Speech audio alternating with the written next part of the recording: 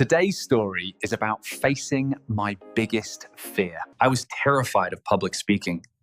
Just thinking about it made me sweat and shake. In school, I always avoided presentations. I pretended to be sick or asked for extensions. Last year, my boss called me into his office. Steve, we need you for something. Our team must present to 200 clients next month. You'll lead it. My heart dropped.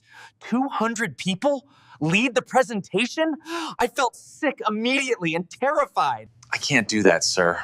I'm not good at speaking publicly. Steve, you're the expert on this project. You must do it. No choice here. I left his office in panic. 4 weeks to prepare. How would I survive this? That night, I couldn't sleep. I imagined myself freezing on stage, everyone staring silently. Nightmare. The next day, my coworker Amanda noticed my stress. What's wrong, Steve? I told her about the presentation. I'll mess it up. I'll embarrass myself completely, I said. Listen, I used to be terrified too, but I learned techniques. I can help you. Amanda became my coach. Every day after work, we practiced together.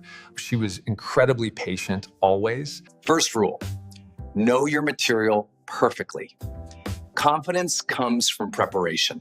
I studied everything. Statistics, charts, talking points. I memorized every single detail completely and thoroughly. Second rule, practice out loud. Stand up. Speak like people are watching. I practiced in front of my mirror at home. It felt silly, but helped significantly. Amanda recorded me on video. Watch yourself. See what you do when nervous, she suggested. I watched the video. I touched my face constantly, avoided eye contact, and spoke too fast. Now you know what to fix. Do it again, slower this time. Week by week, I improved. My voice got steadier. My posture got better. Confidence grew slowly. Third rule, breathe deeply. When nervous, we forget to breathe properly. I practiced breathing exercises daily. In through the nose, out through the mouth. Simple, but effective. Fourth rule, make eye contact. Pick friendly faces in the audience. Talk to them, she advised. Amanda brought colleagues to watch me practice. Small audience first, building up gradually and carefully over time. 5 people watched, then 10, then 20. Each time got easier. Progress was definitely happening now. The week before the presentation arrived, I was still nervous, but felt more prepared now. You're ready, Steve. You know this material better than anyone else does. Believe in yourself. The night before, I couldn't eat dinner. My stomach was in knots. Anxiety was overwhelming me. I called my mom. What if I fail? What if I freeze up there? I asked. Steve, you've worked so hard. Just do your best. That's all anyone can ask. Presentation day arrived. I wore my best suit. I checked my slides 10 times already. We arrived at the convention center. It was huge. The auditorium had rows and rows of seats. People started filling the seats. 50, 100, 150. My hands were shaking badly now. Amanda squeezed my shoulder. Breathe. You've got this. I believe in you completely, she whispered encouragingly. Please welcome Steve Morrison.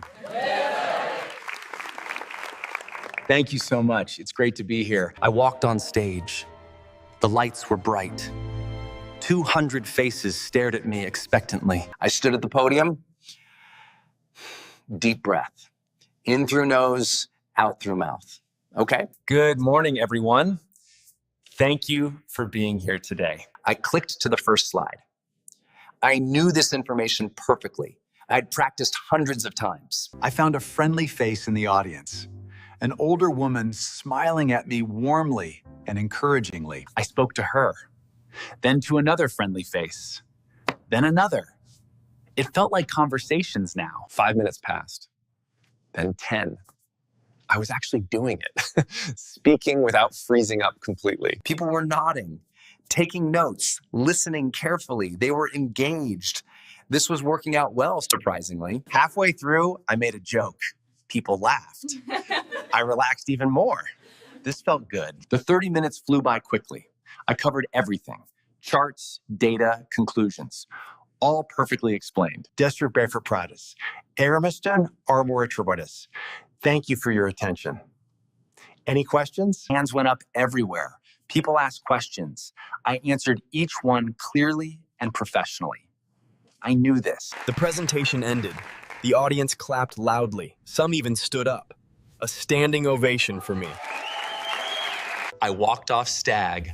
Amanda hugged me tight. You did it! I'm so proud. Excellent work, Steve. Clients were impressed. Yeah. Well done today. I couldn't believe it. I faced my biggest fear and survived. No, more than survived. I succeeded. That experience changed me forever. Public speaking isn't scary anymore. It's actually exciting now for me. So, did you understand my public speaking journey? Could you follow my transformation from fear to confidence? Remember, everyone feels scared sometimes, but preparation and practice can overcome any fear successfully. Thanks for watching English with Sophia. I'm Steve. Subscribe for more inspiring stories. Goodbye, everyone. Hi, I'm Steve from English with Sophia. Today's story is about losing my phone. Last month, I had the worst day ever. It started normally, but ended terribly. I woke up late for work. My alarm didn't go off for some reason. I rushed to get ready. Shower, clothes, coffee, keys, everything was done super fast. I grabbed my bag and ran to my car. I was already 20 minutes late. At work, my boss looked annoyed. Steve, you're late again. This is the third time. I'm sorry, my alarm didn't work, I explained. He just shook his head disappointingly. During lunch break, I reached for my phone. My pocket was empty. No phone. I checked my other pocket. Nothing. My bag? Not there either.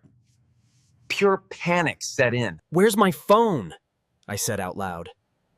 My coworker looked at me, concerned and worried. I searched my desk frantically, under papers, in drawers, everywhere possible. Still nothing found. I tried to remember. When did I last use it? This morning? In the car? I ran to the parking lot. Maybe I dropped it in the car somewhere. I searched under seats, in cup holders, between cushions. It wasn't there anywhere at all. My heart was racing. My whole life was on that phone. Photos, contacts, everything important. I used my coworker's phone to call mine.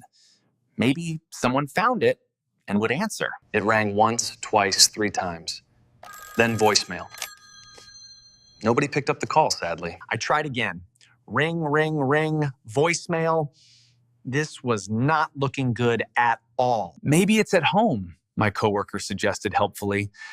Did you check there before leaving? I couldn't remember. This morning was so rushed and chaotic. Everything was blurry now. Work ended at 5. I drove home quickly, hoping my phone was there. At home, I searched everywhere. Kitchen counter, bedroom, bathroom, living room. Every single place. I checked the couch cushions. I looked in the refrigerator. Yes, the refrigerator. People do that. Still nothing. Where could it be? I was going crazy with worry and frustration. I sat down, trying to think logically. Retrace your steps, Steve. Think carefully now. This morning, alarm, shower, coffee, keys, bag, car.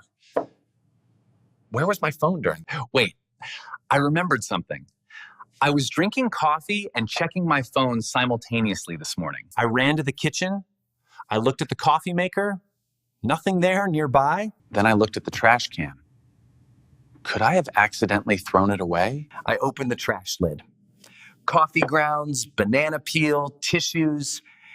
I started digging through it. My hands were dirty and disgusting. But I had to find that phone desperately. Nothing in the trash. Where else?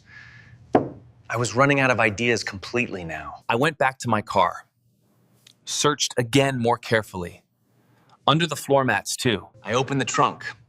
Old gym bag, spare tire, jumper cables, no phone anywhere. Then I remembered. I stopped for gas this morning. Maybe I left it there. I drove to the gas station immediately. My last hope. Please be there, please. I talked to the cashier. Did anyone turn in a phone today? Black case? Let me check. Sorry, man. Nothing here today. My heart sank completely. It was gone forever. I drove home feeling defeated. I would have to buy a new phone. So expensive. At home, I collapsed on the couch. What a terrible day this had been. I sat there for a minute. Then I felt something hard under my leg. I reached under the cushion. My hand touched something rectangular and familiar. No way. I pulled it out. My phone. It was here the whole time. Under the couch cushion. I must have sat on it this morning while putting on my shoes quickly. I laughed and cried simultaneously. Relief, joy, and embarrassment all mixed together completely. I wasted hours searching everywhere. And it was under me the entire time. So stupid. This experience taught me important lessons. First, slow down in the mornings. Rushing causes mistakes.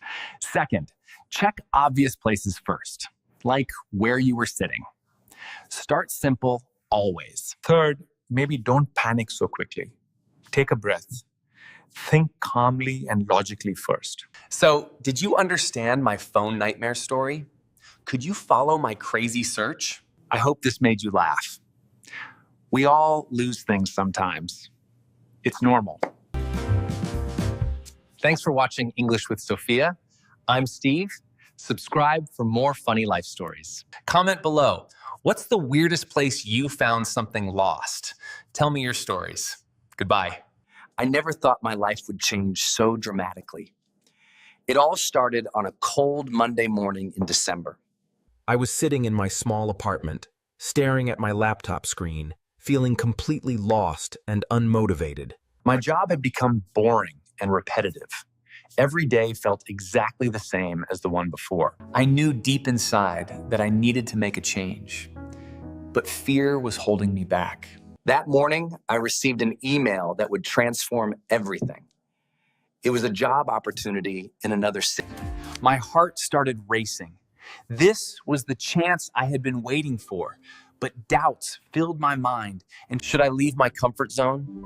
Should I risk everything for an uncertain future? These questions haunted me. I called my best friend, Sarah. She always knew how to give me the right advice. Listen, you'll regret it forever if you don't at least try. What's the worst thing? Absolutely right. I had nothing to lose. The next day, I submitted my application with trembling hands. My entire body was filled with nervous energy. 2 weeks passed slowly. Every morning, I checked my email anxiously, hoping for a response. Finally, the reply came. They wanted to interview me. I couldn't believe my eyes when I read it. I spent the next week preparing intensively.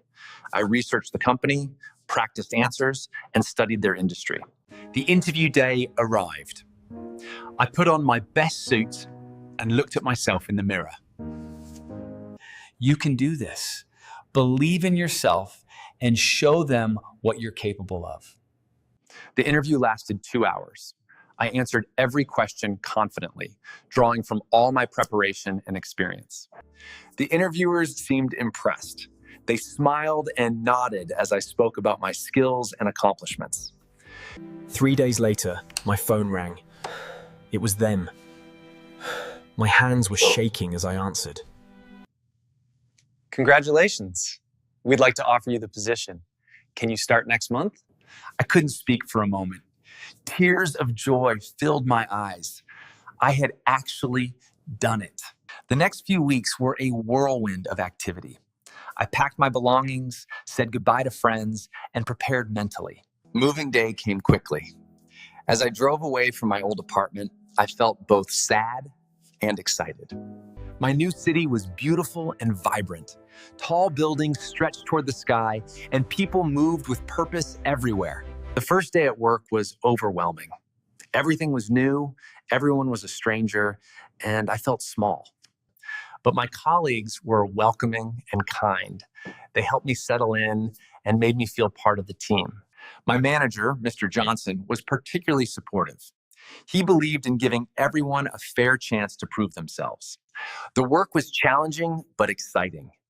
Every project pushed me to learn new skills and think creatively. Months passed, and I grew more confident. I was contributing valuable ideas and earning respect from my peers. You've exceeded all our expectations. We're promoting you to team leader.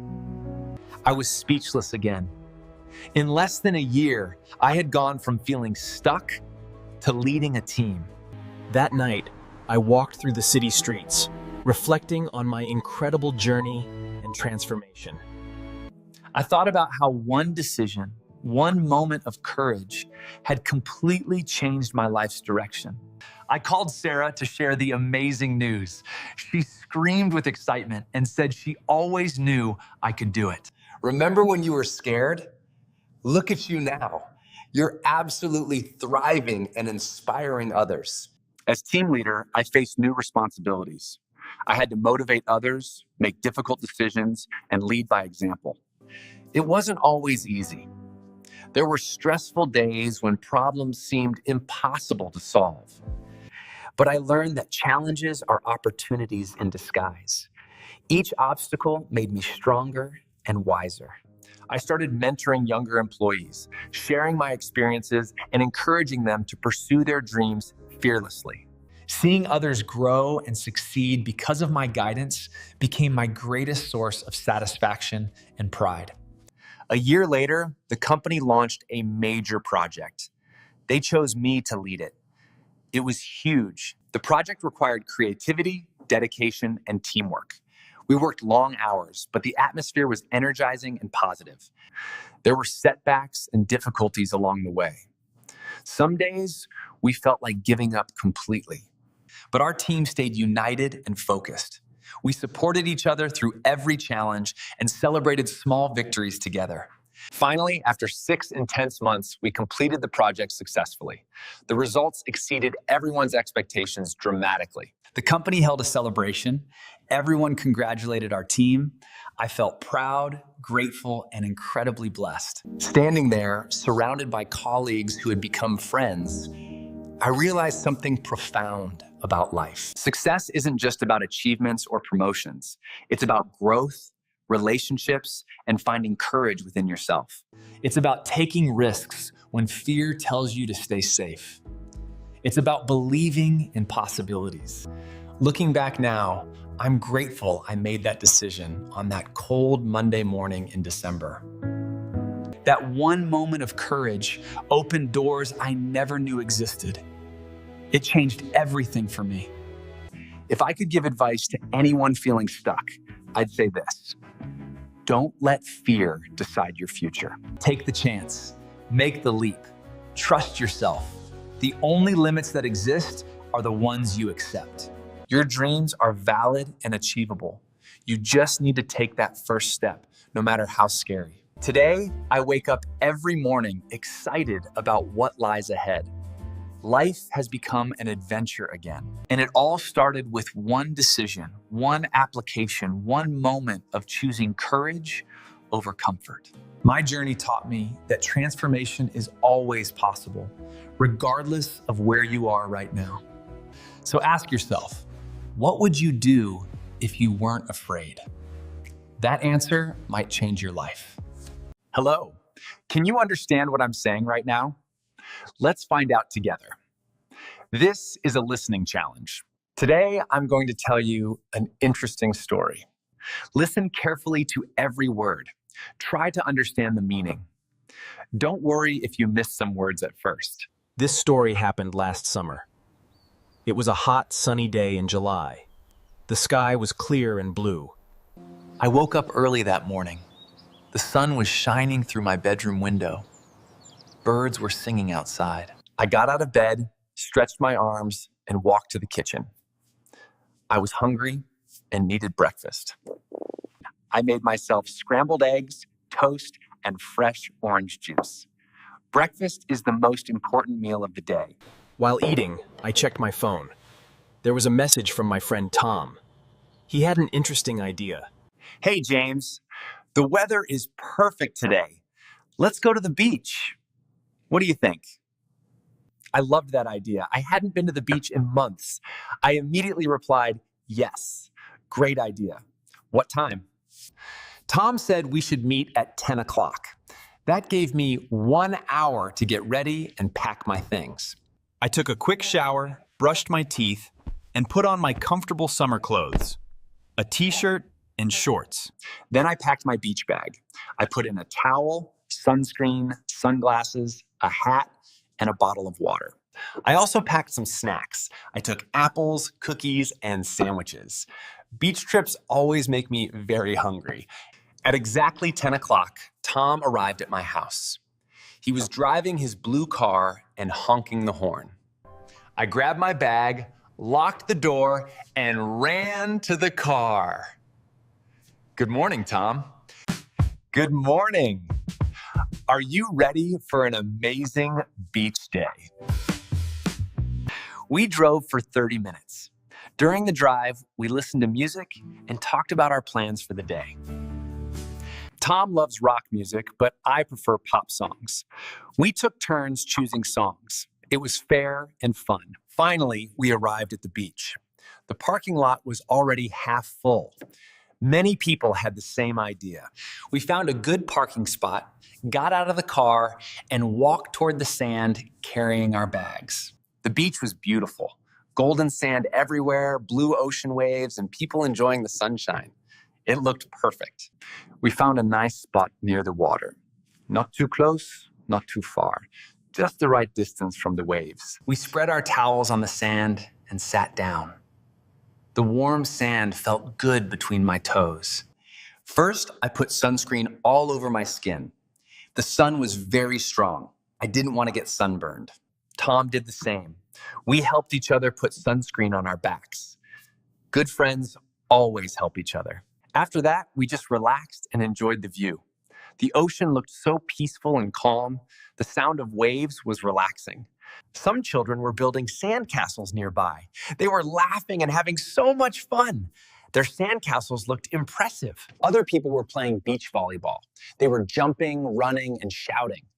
The game looked very competitive and exciting. Tom asked me, "Do you want to swim now?" I thought about it for a moment. "Yes, let's go," I answered. We stood up, left our things on the towels, and walked toward the water. The water felt cold at first when it touched my feet, but after a few seconds, it felt refreshing and nice. We walked deeper into the ocean. The water came up to our knees, then our waist, then our chest. A big wave came toward us. "Jump!" Tom shouted. We both jumped over the wave and laughed loudly. We swam for 20 minutes. The water felt amazing. Swimming in the ocean is different from swimming in a pool. I floated on my back and looked at the sky. White clouds were moving slowly. I felt completely relaxed and happy. After swimming, we went back to our towels. We were wet and tired, but felt wonderful. Exercise is good. We dried ourselves with our towels and lay down on the sand. The warm sun dried our skin quickly. I was getting hungry. I opened my bag and took out the sandwiches I had prepared that morning. "Do you want a sandwich?" I asked Tom. "Sure, I'm starving," he replied. The sandwiches tasted delicious. Food always tastes better when you eat it outdoors, especially at the beach. After lunch, we decided to walk along the beach. Walking on sand is good exercise for your legs. We walked for about 15 minutes. We saw interesting shells, smooth stones, and small crabs running across the sand. I picked up some beautiful shells. They had different colors, white, pink, and brown. I wanted to keep them as souvenirs. Tom found a starfish. It was small, orange, and still alive. We looked at it for a minute, then put it back in the water gently. We continued walking and talking. Tom told me funny stories about his work. I laughed so much my stomach hurt. The afternoon passed quickly. Time flies when you're having fun with good friends in beautiful places. Around 4 o'clock, we decided to swim one more time before leaving. The water was warmer now than in the morning. This time we swam even longer. We splashed water at each other and acted like little kids. It was hilarious. Some dolphins appeared in the distance. We could see them jumping out of the water. It was an amazing sight. Look, Tom, dolphins! We stopped swimming and just watched them. Nature is truly beautiful. The dolphins stayed for about 5 minutes, then they swam away. We felt lucky to have seen them. It was magical. After that incredible moment, we went back to our spot. We packed our things slowly. We didn't want to leave. We shook the sand off our towels, put everything back in our bags, and took one last look at the ocean. Today was perfect, Tom said. I agreed completely. Yes, absolutely perfect. We should do this more often. We walked back to the parking lot. My legs felt tired from all the walking and swimming. Good tired, not bad tired. We got in the car and started driving home. The sun was lower in the sky now. Sunset was coming soon. During the drive home, we were quieter than before. We were both tired, but very happy and satisfied. Tom dropped me off at my house. Thanks for today, Tom. I had an amazing time. Me too. Let's do it again soon. Have a good evening, James. I went inside my house, put my bag down, and immediately took a warm shower. The shower felt wonderful after the salty ocean water. After showering, I made myself a simple dinner. I was too tired to cook anything complicated, just pasta and vegetables. While eating, I looked at the photos I took at the beach on my phone. They brought back all the happy memories. I sent some photos to Tom and to my family. Everyone replied saying how nice the beach looked and how happy I seemed. After dinner, I felt extremely tired. The sun, swimming, and walking had used all my energy. I needed rest. I brushed my teeth, changed into my pajamas, and got into bed. My bed felt so comfortable after the long day. I lay there thinking about the day. The beautiful beach, the cold water, the dolphins, the laughter with Tom, everything was perfect. I realized something important. Simple days like this, spent with good friends in nature, are the best days. They make life meaningful. Within 5 minutes, I fell asleep. I slept deeply and dreamed about the ocean, the waves, and the happy dolphins jumping. So, did you understand my story? Could you follow along? I hope you understood most of it. Keep practicing your English. Hello, everyone. My name is Steve, and this is English with Sophia YouTube channel. Are you ready for a listening challenge? Let's see if you can understand this entire story. I'm 27 years old. This is a true story about my big adventure that happened last year. Last spring, I made a life-changing decision. I decided to move to a new city for a better job opportunity. I had lived in my hometown my entire life. Leaving was scary, but I knew I needed this change badly. The new city was called Riverside. It was 300 miles away from my hometown, very far from my family and friends. On moving day, I packed all my belongings into boxes: clothes, books, dishes, photos, and memories. Everything I owned. My parents helped me load everything into a moving truck. My mom was crying. She didn't want me to leave. Don't worry, Mom, I said softly. I'll call you every day. I promise. This isn't goodbye forever. Just see you later. Be brave, Steve. You're going to do great things. We believe in you completely. Make us proud, son. I got into my car and started driving. In my mirror, I saw my parents waving goodbye. My heart felt heavy. The drive took 5 hours. I listened to music, drank coffee, and thought about my new life ahead. So many mixed emotions. Finally, I arrived in Riverside.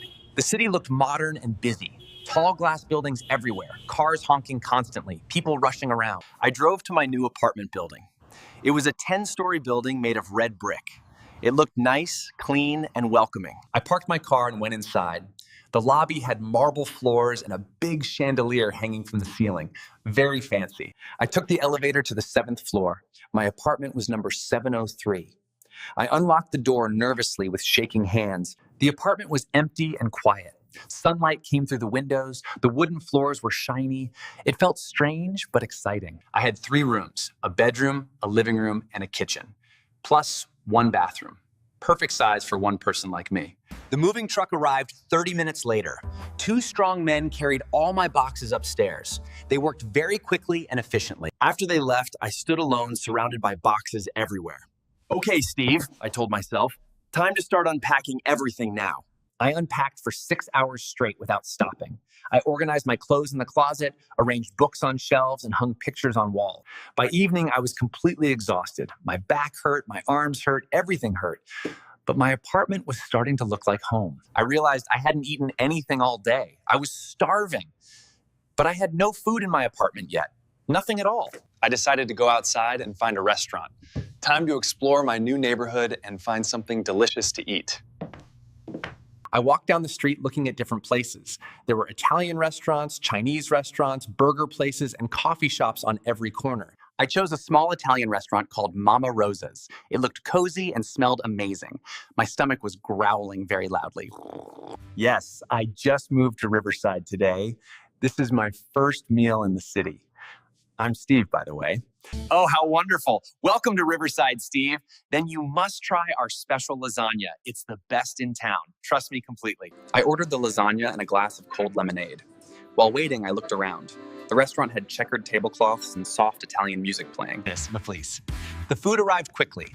The lasagna looked incredible. Cheese bubbling on top, rich tomatoes, layers of pasta. I took my first bite. Oh my goodness. It was absolutely delicious. The best lasagna I had ever tasted in my entire life. While eating, another customer sat at the table next to mine. He was a young guy about my age, reading a sports magazine. I finished my meal, paid the bill, and walked back to my apartment. The night air was cool, refreshing, and calming. That night, I called my parents as promised. I told them about my apartment, the delicious food. See, Mom, everything is going to be fine here.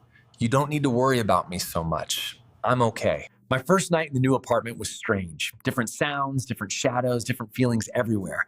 But I felt hopeful and excited about tomorrow. The next morning, I woke up early. Today was my first day at my new job. I felt nervous and excited at the same time.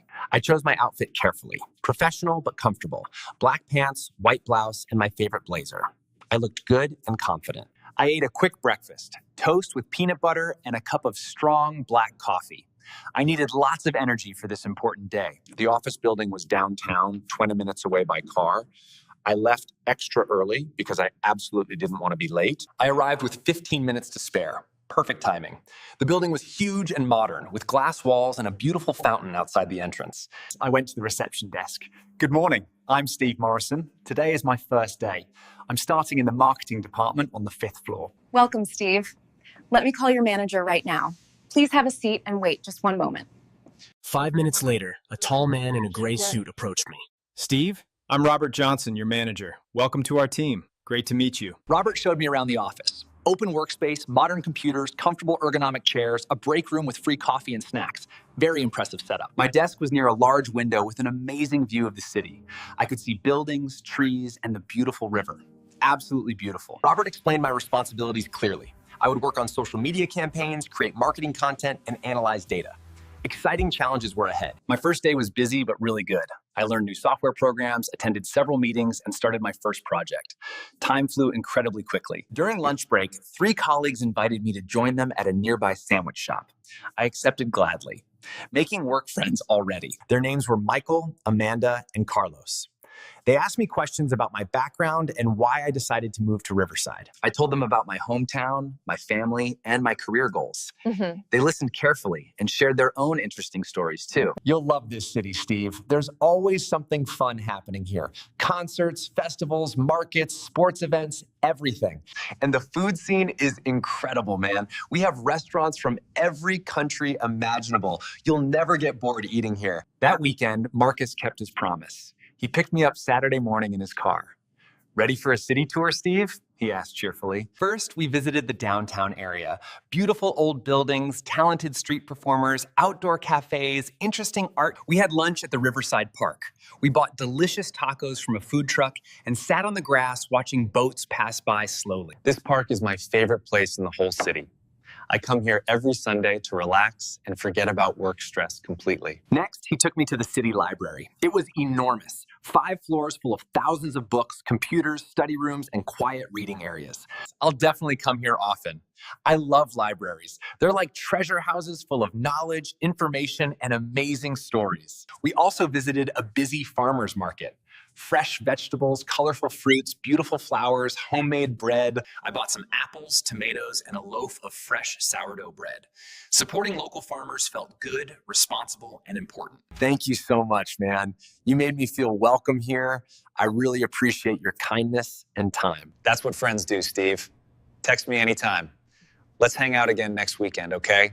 We'll explore more places. Weeks passed quickly. I settled into my new routine perfectly. Work during weekdays, exploring the city on weekends, making new friends constantly everywhere I went. I joined a boxing gym nearby. I met more people there who shared my interests in fitness and staying healthy. I also found a poker night that met every Thursday evening at a local bar. We played cards and had great conversations together. My apartment slowly became a real home. I added plants, a big TV, comfortable furniture, and sports posters. One day, my parents came to visit me. They wanted to see my new life with their own eyes. I was so excited to show them absolutely everything. I gave them a complete tour of my apartment, my office building, my favorite restaurants, and the beautiful Riverside Park. They were really impressed by everything. Steve, we're so proud of you, son. You were brave, and you've built a wonderful new life here. My mom hugged me tightly.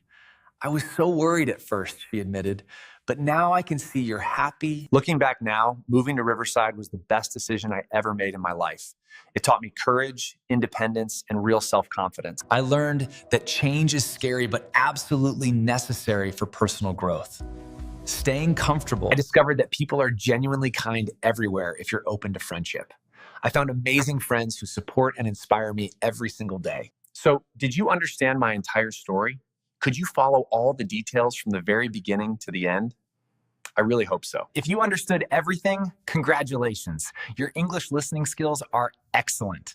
You should be very proud of yourself right now. If you missed some parts, don't worry at all. That's completely normal and okay. Watch again, practice more regularly, and you'll improve quickly. I believe in you. Remember, learning English takes time and patience. Every single day you practice, you get better and better. Never give up on your learning goals. Thank you for listening to my story about moving to a new city and starting a completely new life. I hope it inspired you somehow today. Keep practicing your English every single day. Listen to stories, watch videos, read books, and speak whenever possible. You absolutely can do this. If you enjoyed this story, please like this video and subscribe to English with Sophia for more English listening practice. It really helps us create more content. What about you? Have you ever moved to a new place? Tell me in the comments below. I'd love to hear your personal stories too. Goodbye, everyone. Hello, everyone. My name is Steve, and this is English with Sophia YouTube channel. Today, I'll tell you about my cooking disaster. Last Saturday, I decided to cook dinner for my girlfriend. Big mistake. I wanted to impress her with my cooking skills. But I had no skills at all. I chose to make spaghetti carbonara. It looked easy in the recipe video online. I went to the supermarket and bought all the ingredients. Pasta, eggs, bacon, cheese, everything. Back home, I put on my apron. I felt like a professional chef already. I started boiling water for the pasta. So far, so good. Nothing could go wrong yet. Then I tried to cut the bacon. The knife was sharp. I almost cut my finger. I put the bacon in the pan. The oil started splashing everywhere. Hot oil hit my arm. Ouch! I screamed. Cooking was more dangerous than I thought. This wasn't going well. The bacon was cooking, but I forgot about the pasta water. It was boiling over. Water spilled all over the stove. Steam filled the kitchen.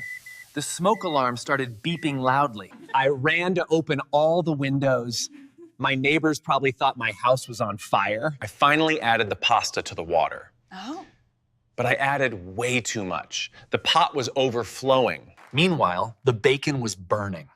Black smoke was coming from the pan. It smelled terrible. I turned off the heat quickly. The bacon looked like small pieces of coal. Completely ruined. I threw away the burnt bacon and started again. This time, I watched it carefully. The pasta was ready. I drained it in the sink. But I forgot to put a colander. All the pasta went down the drain. I stood there shocked. This couldn't be happening. I had no more pasta. I checked my cupboard. I found some instant noodles instead. Okay, plan B, I said to myself. Instant noodles were safer. Nothing could go wrong now. I boiled water again and added the noodles. This time, I watched everything like a hawk. Now I needed to make the sauce. I cracked the eggs into a bowl, but I cracked them too hard. Pieces of eggshell fell into the bowl. Great. I tried to pick out the shells. It took forever. My fingers were covered in egg.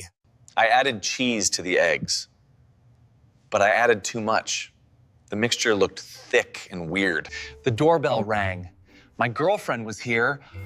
I started panicking. The kitchen was a disaster zone. Just a minute.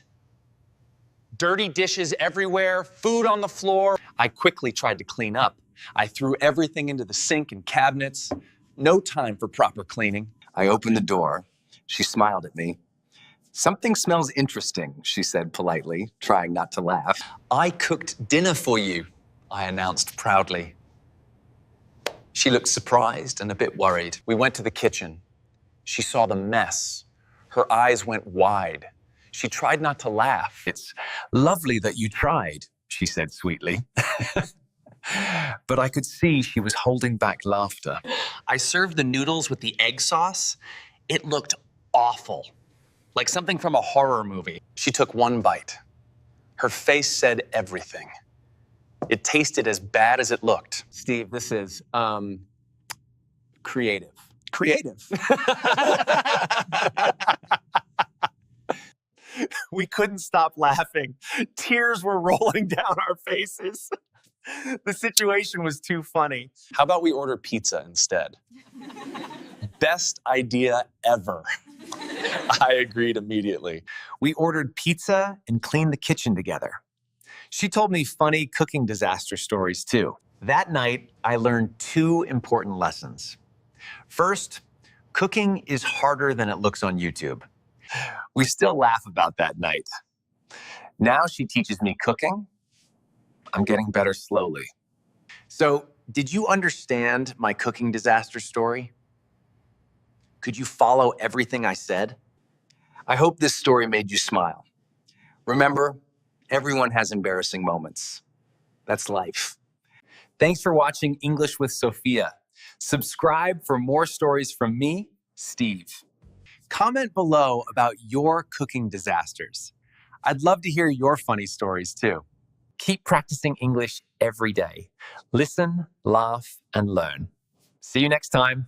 Goodbye. Hi, I'm Steve from English with Sophia. Today, I'll share my first day at university story. I was 18 years old and very nervous. Everything was new and unfamiliar to me. I woke up at 6 in the morning. My alarm was loud and annoying, but necessary. I jumped out of bed quickly. Today was important. I couldn't be late for my first class. I took a fast shower and got dressed. I wore jeans and a blue shirt. My mom made breakfast for me. Scrambled eggs, toast, and orange juice. She was excited too. Are you ready, Steve? I nodded, but felt butterflies in my stomach. I grabbed my new backpack. It had notebooks, pens, and my laptop inside. Everything I needed. My dad drove me to campus. The drive took 20 minutes through morning traffic. We arrived at the main gate. The university looked huge. Buildings everywhere, students walking around. "Good luck, son," my dad said. He hugged me tight. I could see he was proud. I walked through the gate alone. My heart was beating fast. This was really happening now. I checked my phone for my schedule. My first class was English literature at 9 o'clock. I had to find Building C, room 205. But I had no idea where that was. I looked at the campus map on my phone. It was confusing. Too many buildings and pathways. I decided to ask someone for help. A girl was sitting on a bench nearby. Excuse me, can you help me find Building C? I'm completely lost here. Sure, I'm going that way. Follow me. What's your name, by the way? I'm Steve. It's my first day. Everything is new and overwhelming right now. I'm Emma. I'm a second-year student. Don't worry, everyone gets lost at first. We walked together across campus. Emma pointed out important buildings along the way to help me. That's the library. You'll spend a lot of time there. It's open 24 hours. And that's the cafeteria. The food is okay. Not amazing, but not terrible either. We arrived at Building C. Here you are. Good luck with your class, Steve. Thank you so much. You saved me. I climbed the stairs to the second floor. Room 205 was at the end of the hallway. I opened the door carefully. The classroom was already half full of students, sitting and chatting quietly. I'm Daniel. It's my first day too. I'm majoring in English. Good morning, everyone. Welcome to English Literature. I'm Professor Anderson. She started talking about classic novels and famous authors. I listened carefully and took detailed notes. The class lasted 90 minutes. It was interesting and challenging. I enjoyed every single minute of it. After class, Daniel and I walked out together. That was intense, but good. Yeah. Professor Anderson is great. I think I'll learn a lot from her this semester. What's your next class?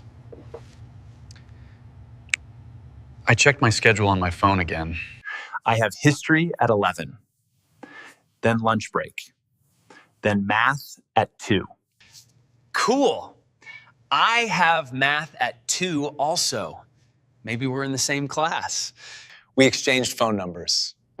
Text me later. Let's grab lunch together. I found my history class easily this time. I was getting better at navigating the campus already. History class was fascinating. We discussed ancient civilizations and world wars. Time flew by so quickly. At lunchtime, I met Daniel at the cafeteria. The place was crowded and noisy with students. We got pizza and soda. We sat outside under a tree. The weather was perfect and sunny. So, how are you finding university life so far? It's different from high school. More freedom, but also more responsibility, you know? Exactly. No one tells you what to do. You have to manage everything yourself now. We talked about our hometowns, families, hobbies, and future dreams. We had a lot in common, surprisingly. After lunch, we went to math class together. Turns out we were indeed in the same class. The math professor was strict but fair. He explained calculus clearly. I understood most of the concepts. Class ended at 3:30. My first day was officially over. I felt tired but happy and accomplished. Great first day, Steve. See you tomorrow. Yeah, see you tomorrow. Thanks for being friendly today. It really helped me feel comfortable. My dad picked me up.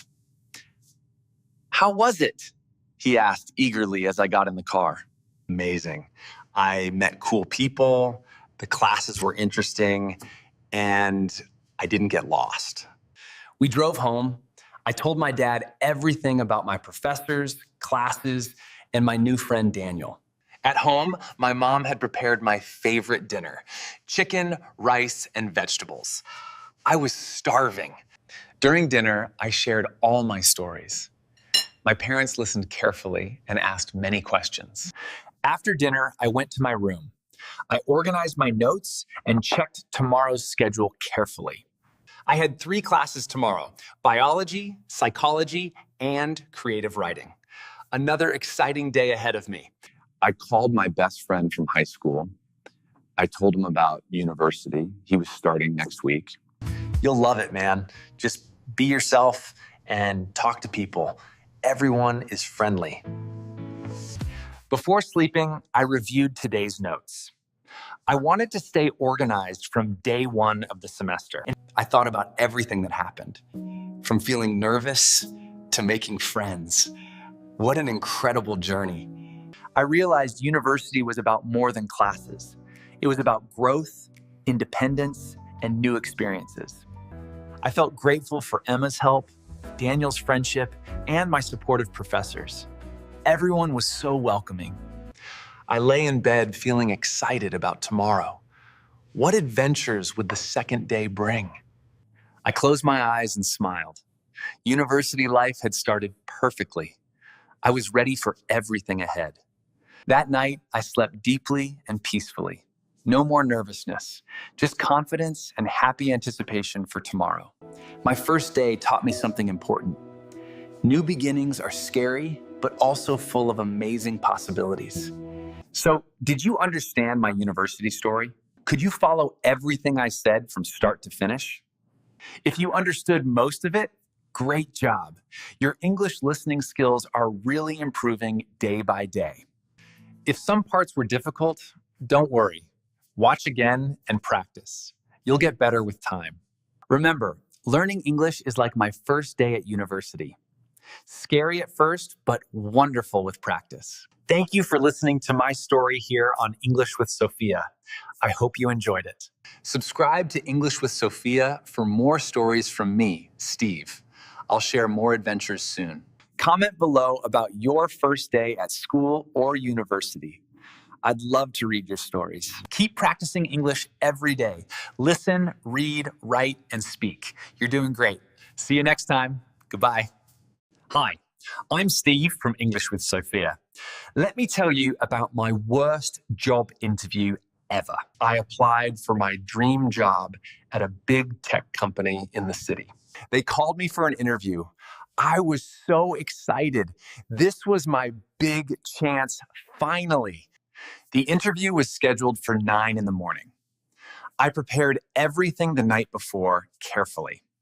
I ironed my best suit, polished my shoes, and printed extra copies of my resume proudly. I set 3 alarms on my phone. I couldn't be late for this important interview. But that morning, all 3 alarms failed. My phone battery died during the night somehow. I woke up at 8:30, only 30 minutes before the interview. I panicked completely. I jumped out of bed and ran to the bathroom. No time for a proper shower today. I brushed my teeth quickly, splashed water on my face, and got dressed in record time. I grabbed my resume and car keys. I ran out the door without eating breakfast at all. The traffic was terrible. Cars everywhere, not moving. I was stuck on the highway desperately.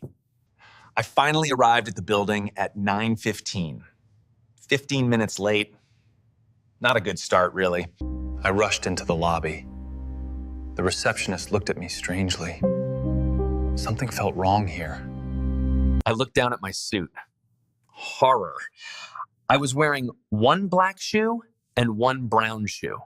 In my rush this morning, I had grabbed the wrong shoes. How embarrassing was this? But it was too late now. I couldn't go home.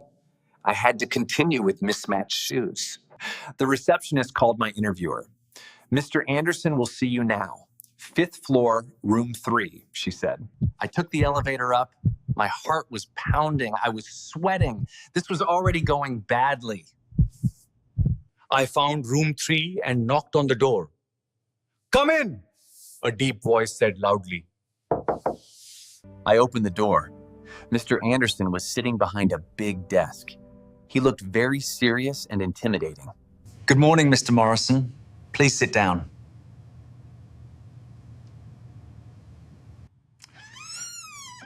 I sat down and immediately my chair made a loud squeaking. On important papers,